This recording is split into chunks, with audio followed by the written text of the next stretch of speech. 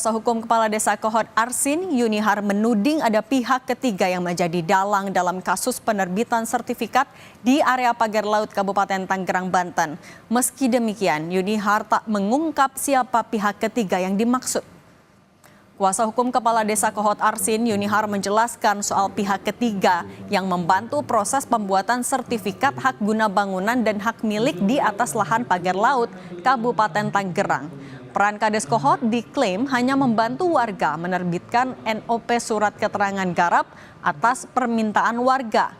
Namun dalam proses penerbitan sertifikat difasilitasi oleh pihak ketiga. Hingga saat ini Polri masih mendalami para pihak yang terlibat dalam penerbitan sertifikat di kawasan pagar laut. Polisi menemukan tindak pidana pemalsuan dokumen dalam kasus pagar laut. Beliau juga mengajukan itu kepada Bapeda untuk diterbitkan NOP. Namun dalam proses itu semua berkas, hal-hal yang dibutuhkan di dalam persyaratan pengajuan tersebut difasilitasi dan dibuat oleh pihak ketiga. Karena pihak ketiga lah yang kemudian mendorong, membuat, kemudian meminta menandatangani tanpa kemudian menjelaskan secara utuh hal-hal yang apa ditandatangani tersebut. Akibatnya terjadilah kemudian penerbitan SHM dan SHGB.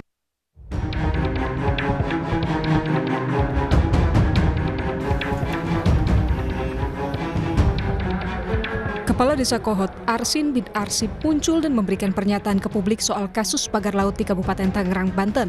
Selain meminta maaf, Arsin juga menyinggung soal adanya pihak lain dalam penerbitan sertifikat di kawasan pagar laut. Dengan kerendahan hati, saya ingin menyampaikan permohonan maaf khusus kepada warga Desa Kohod dan serta seluruh warga negara Indonesia yang ikut serta mengamati menginvestasi dari kegaduhan yang ada, bahwa saya juga adalah korban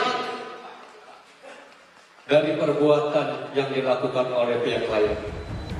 Menanggapi soal pernyataan Kades Kohod itu, Dirtipidum Bareskrim Polri Brigjen Juhandani Raharjo Puro bilang pernyataan di luar pemeriksaan bukan menjadi pertimbangan. Penetapan tersangka hanya tinggal menunggu hasil pemeriksaan barang bukti di Laboratorium Forensik Polri. Penyidikan juga akan menggali siapa saja yang turut serta dalam kasus ini. Nanti hasil lapor inilah nanti jadi bahan gelar. Tinggal itu saja. Dan kemungkinan dalam beberapa hari ini dari lapor sudah bisa memberikan kepastian sehingga kita segera bisa menentukan apakah sudah bisa untuk penetapan tersangka atau tidak. Itu juga tidak akan berhenti situ aja karena kita masih berawal dari proses kasus pemalsuan. Kita belum melangkah ke hal-hal lain, yaitu seperti yang turut serta membantu dan lain sebagainya. Kita mulai dari ujung perkara dia menyampaikan di media atau menyampaikan ke luar itu bukan sebuah penilaian bagi kami. Yang kami uji adalah saat pemeriksaan. Sementara itu, mantan Kabar Reskrim Polri, Susno Duaji, menilai tersangka tahap awal sudah terang, namun Polri juga harus menjerat pihak lain termasuk dalang dalam kasus pagar laut. Tersangka tahap awal sudah sangat jelas. Beberapa kata-kata saya terang benderang.